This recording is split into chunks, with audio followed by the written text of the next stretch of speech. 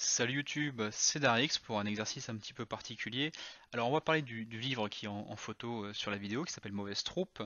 qui a été écrit par Justine Brabant et Leïla Minano. Alors Leïla, je l'ai rencontrée en février 2018, je lui avais confié mon témoignage de mon passage dans les forces à ce moment-là, et j'étais depuis sans nouvelles, hein, par quelques mails assez évasifs, de la sortie de ce livre. Donc il y a 10 jours, j'ai appris qu'il allait être publié, donc je l'ai commandé, je l'ai lu, et j'y ai effectivement trouvé les témoignages des autres ainsi que le mien. Alors, ce livre me pose plusieurs problèmes et je sais que le titre peut paraître assez paradoxal, mais vous comprendrez avec la conclusion, donc il faut bien aller jusqu'au bout parce que sinon ça va vous donner une vision pas correcte de ce que je veux vraiment dire. Il faut aller jusqu'à la fin de cette vidéo. Donc ce livre me pose plusieurs problèmes parce que dans ses objectifs de dénonciation des problématiques de l'armée, ce livre semble faire le procès d'une génération et ça on s'en rend compte dès qu'on lit la couverture à l'arrière du livre qui commence par mettre en parallèle la vérité, enfin ce que racontent les publicités et la vérité que la jeunesse qui s'engage à l'armée affronte. Le problème, c'est que dans la foulée de cette phrase d'accroche qui est mise en gras, rouge, pour être sûr que la personne qui prend le livre sur un étalage et le lit pour essayer de comprendre ce qu'il est, euh, pense qu'effectivement il y a un problème entre ce que dit l'armée et ce que le soldat vit, mais dans les faits, le livre embraye immédiatement en lui disant ces volontaires qui sont accros aux jeux vidéo, à la drogue et qui s'engagent avec une vision faussée de la réalité de la guerre. Et ça fait déjà des généralités sur cette génération qui s'engage. Il n'y a pas de tempérance dans les propos. Ce n'est pas une partie des jeunes qui s'engagent, c'est ces volontaires. Souvent sont des restes de la société, des gens en errance qui se réfugient à l'armée. Et tout de suite on donne le ton. Et ce livre, au final, en voulant faire le procès de l'armée, fait le procès d'une génération, et il tend à ses détracteurs le bâton pour dire, eh bien non, le problème ce n'est pas l'armée, c'est la jeunesse qui s'y engage, et donc il est contre-productif dans la vérité qu'il prétend dire à ce niveau-là. Et on sait que le livre, ils ont dû s'en rendre compte en écrivant le prologue, parce qu'à un moment, le livre se reprend et dit, avant de commencer, il dit, ce livre n'a pas la prétention d'être une sociographie de la jeunesse en treillis, mais la page d'après, le premier chapitre, s'appelle Millennials. Donc ce n'est pas une sociographie de la jeunesse en treillis, mais ça se lance immédiatement dans une généralisation catastrophique de la jeunesse des 2000 plus, en utilisant des arguments du marketing. Et certes, ce livre reprend dans une certaine mesure le ton de l'armée elle-même vis-à-vis de ces jeunes, mais ce livre ne se prive pas de faire ses propres commentaires sur cette jeunesse en parlant de cette génération qui est décrit comme biberonnée à Call of Duty, ce qui encore une fois est une généralisation catastrophique de ce que sont les jeunes d'aujourd'hui et qui est assez lamentable, il faut bien le dire. Et puis l'autre problème, c'est que de facto, ce livre utilise la vérité comme un marchepied, utilise les mots de ces soldats pour tenir un propos idéologique bien spécifique, pour entretenir, alimenter l'attente d'un public qui sait déjà ce qu'il va lire en fait. Ce livre répond à une demande, c'est une offre qui répond à une demande, qui s'adresse à une clientèle spécifique, au même titre que le parfum d'une glace, et cette clientèle doit être très satisfaite de ce qu'elle lit, puisqu'elle peut être renforcée dans ses convictions, dans la satisfaction de son ego en lisant qu'effectivement elle a raison, ces militaires sont quand même assez extraordinaires, ce sont tous des gens accros aux réseaux sociaux, comme le dit le livre, aux drogues et à l'alcool, et puis on peut rajouter à la culture populaire derrière, parce que ce livre fait aussi, dans une certaine mesure, le procès de la culture populaire, parce qu'on parle des jeux vidéo, mais on peut y mettre tout le reste au final, hein. Donc voilà, ce livre a ses deux défauts qui desservent son propos, et on peut aussi acter le fait que de facto, en ne ciblant que partiellement la problématique militaire, l'institution, en restant toujours très évasif sur le sujet du politique ou de la viabilité de la mission en elle-même, de son sens, là je parle de la mission Sentinelle bien entendu, il empêche d'avoir un prisme de lecture qui va un cran au-dessus, parce que la vérité ce n'est pas l'armée qui va mal, c'est l'armée aussi qui va mal. Ce qui souffre véritablement de nos jours aujourd'hui, c'est la société dans son ensemble. Les problèmes que nous avons à l'armée existent aussi dans la police, dans les hôpitaux et ainsi de suite, et même dans les entreprises publiques ou privées, comme Free, avec les problèmes de management qui avaient été mis en exergue par des reportages il y a de ça quelques années. Je crois que c'est dans Cache Investigation, je mettrai les liens à l'occasion, mais vous devez déjà les connaître. C'est la société entière qui est déshumanisée. Une société qui aujourd'hui, on le sait tous, détruit la planète elle-même. Et se borner à vouloir faire le procès exclusif de l'armée empêche, encore une fois, je sais que je l'ai déjà dit, mais de remonter son degré de lecture et de se dire, bon, si à l'armée ça ne va pas, si dans la police ça ne va pas, et ainsi de suite, quelle est la cause commune à ces problématiques? La problématique, c'est la société, donc c'est la société qui doit être changée. Et donc ce livre nous ferait presque croire qu'au final, eh bien, si on remplaçait cette génération qui a une perception faussée de la réalité à cause des jeux vidéo, qui est noyée dans les réseaux sociaux, dans le narcissisme, dans l'individualisme et dans la drogue, ce livre nous ferait croire qu'il suffirait juste de remplacer ces gens-là et on aurait une bonne armée, mais c'est faux. Demain, si vous recréez une armée parfaite, une armée exclusivement composée de gens idéaux qui surplombent par leur stature et leur grandeur l'humanité entière, attendez 10 ans. Et dans 10 ans, la société aura lavé ces gens et les aura remplacés, et vous aurez de nouveau une armée qui sera incrémentée dans la société à son image. Donc, qui sera une armée de chiffres, une armée qui fonctionne, comme le livre le dit par contre très bien, une entreprise. Et elle est là toute la problématique, c'est que même la chose la plus régalienne d'un État, sa propre protection, est devenue une entreprise comme une autre. Et c'est là où le livre se rattrape d'ailleurs. Mais par exemple, quand il parle de politique, c'est extrêmement sommaire. Sur 330 pages, on parle à peine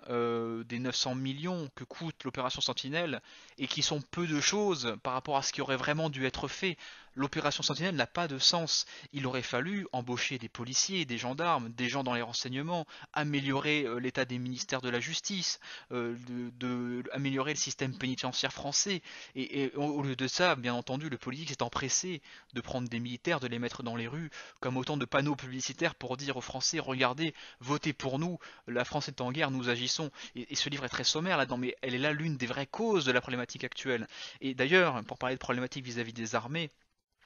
le problème de l'armée que dénonce ce bouquin, ou qui nous explique qu'au final aujourd'hui les soldats sont des crevards de la gamelle, c'est que ce problème n'est pas nouveau, ce problème il n'est pas propre à l'armée, il est propre au capitalisme. Aujourd'hui, si l'employeur a l'embarras du choix, que ce soit un État ou un employeur privé, c'est parce que le marché du travail est dans un état catastrophique, c'est parce que la société est dans un état catastrophique, c'est parce que le capitalisme aujourd'hui a atteint ses limites et que aujourd'hui on n'a pas besoin de s'emmerder avec des gens qui ont des valeurs à l'armée, avec des gens qui vont vous dire non, je n'obéis pas à cet ordre parce que cet ordre est dangereux, parce qu'il va mettre des vies en péril. On a des gens qui, aujourd'hui, si on les prive de leur salaire, sont en danger de mort. Donc forcément, quand vous savez que si vous désobéissez, vous allez perdre votre travail, que l'institution va vous écraser, vous ne pouvez pas vous y opposer, sinon vous finissez à la rue dans la foulée, parce que si vous êtes là, c'est que l'armée a été le seul endroit qui a daigné vous offrir un travail dans une société où il n'y en a plus pour tout le monde. Donc encore une fois, on se détourne toujours et encore des vraies problématiques, tout ça pour satisfaire toujours une lecture de la vérité qui est faite au travers d'un prisme. Et je pourrais m'atteler à dire, regardez mon propre témoignage, comme il est ressorti, qu'en est-il de ceux des autres? Ont-ils été modifiés, transformés de la même manière pour dire une même chose? Ce bouquin infantilise les soldats, comme l'armée le fait déjà, avec le même mépris, et on peut se dire que comment peut-on dénoncer quelque chose dont on utilise les mêmes armes et les mêmes rouages? C'est assez paradoxal. Et dans la même manière, le procès qui est fait aux jeux vidéo dans ce livre est du même niveau que ce que fait la NRA aujourd'hui aux États-Unis pour nier les tueries de masse. Sa part de responsabilité dans le fait que les armes soient vendues à n'importe qui, n'importe comment, n'importe où et à bas prix. Et encore une fois, on n'hésite pas à être d'un certain bord de l'échiquier politique, mais quand on a besoin de démontrer ce que l'on veut démontrer, on n'hésite pas à aller piocher même les pires idées pour y venir, et ça aussi c'est lamentable. Mais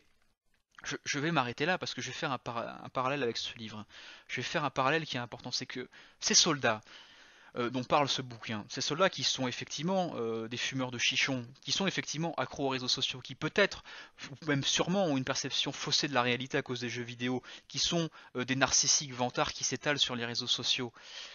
ils remplissent leur mission, ils essayent de la faire. Ils n'ont pas choisi de ne pas être formés, ils n'ont pas choisi de vivre dans une société comme la nôtre, ils y sont nés, ils l'endurent comme chacun d'entre nous, ils sont oppressés par ce système de la même manière que nous le sommes tous dans une certaine mesure, surtout nous, et eux en l'occurrence qui appartiennent souvent aux classes populaires. Mais au même titre que eux remplissent leur mission dans ces conditions, et parfois la font très mal. Et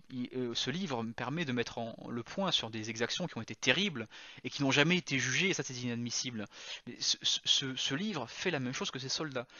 ce livre, tout ce que je viens de lui reprocher, n'a aucune importance, n'a aucune foutue importance, car ce livre, même s'il me blesse, même s'il semble détourner les propos, adapter la vérité à ses ambitions, à sa démagogie, il dit tout de même la réalité, parce que ces journalistes ont un courage qu'il faut souligner, qui est essentiel de pointer du doigt. C'est que, et je le sais très bien moi-même, les autres journalistes que j'ai rencontrés m'ont toujours répondu avec du dédain, du mépris, et parfois, quand on a daigné me répondre, on m'a dit l'armée n'est pas un sujet attaquable, l'armée ne nous intéresse pas, c'est trop dangereux pour notre carrière, mais elles y sont allées, elles l'ont fait, et on peut les zonir comme d'une certaine manière, elles zonissent un peu ces soldats, mais elles le font. Elles rétablissent des vérités, et au-delà des vérités, au-delà de pointer ces soldats en état de post-traumatique non soignés et abandonnés dans nos rues, elles parlent aussi de ces Centrafricains et de ces Centrafricaines, des exactions qu'elles ont commises, des fautes de la France à ce niveau-là, et du fait qu'encore une fois, tout a été passé sous le tapis parce que, quitte à aller dans l'inhumain, cette société ne s'arrêtera jamais. Et ça, c'est trop important pour aller taper sur ce bouquin à ce point, pour le dénigrer. Et donc ce bouquin, que vous soyez de gauche ou de droite, il faut que vous le lisiez. Et quand bien même il vous provoquerait un haut le cœur, il vous laisserait penser qu'il est perverti dans sa manière d'amener les choses, qu'importe, car il parle de gens dont on ne parle pas assez, car il rend hommage à des personnes qui ont été oubliées de l'autre côté de l'océan et qui sont mortes écrasées sous des vagues, à des femmes qui ont été violées, et tant d'autres choses infernales qui ne sont pas dites, que tant d'autres médias n'hésitent pas à occulter pour satisfaire pas la bien-pensance, mais la mentalité générale, et qui, je suis sûr, une fois qu'elles auront lu ce livre, s'empresseront d'aller dénoncer à leur tour les vérités que ce livre dit. Et, et c'est là l'essentiel, c'est que quand bien même nous ne serions pas d'accord avec ces journalistes, quand bien même nous pourrions les mépriser, la vérité qu'elles disent, quand bien même elles pourraient me blesser profondément et même m'humilier, je trouve, parce que je me sens humilié après avoir lu ce qui est devenu mon témoignage. Ces journalistes, quand elles disent la vérité, méritent que l'on fasse des compromis. Et parfois, il faut accepter d'endurer pour l'intérêt collectif. Alors, certes, le message ne transcende pas la réalité, ne va pas jusqu'au bout de ses logiques. Certes, il est très incomplet, mais pour nos camarades et pour nos soldats, ce livre doit être lu, et c'est là le plus important. Alors, je n'irai pas plus loin, du coup, dans la critique de ce livre, je n'en dirai pas plus de mal, et je m'arrêterai là. Simplement, lisez-le, gardez tout de même le prisme que ce n'est pas l'armée qui va mal, c'est l'armée aussi qui va mal, c'est très important pour moi, et ce serait me faire plaisir que de le lire ainsi. N'oubliez pas que je suis d'ailleurs moi-même subjectif dans la lecture de ce bouquin, hein, puisque comme je vous le dis, s'il me blesse, c'est forcément qu'il pose un prisme sur ma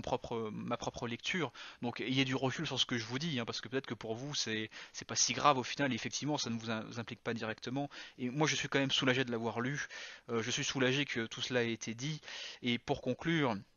et ne plus en dire plus, je vous souhaite à tous une bonne continuation. Je vous rappelle que le Discord est accessible, je vous rappelle que mon livre à moi avance bien, et je vous dis que vous êtes toujours les bienvenus pour venir échanger avec moi en tête à tête sur un channel de notre Discord, et que même s'il a l'air vide, j'y suis toujours tout à fait disponible. Sur ce, je vous souhaite à tous une très bonne continuation.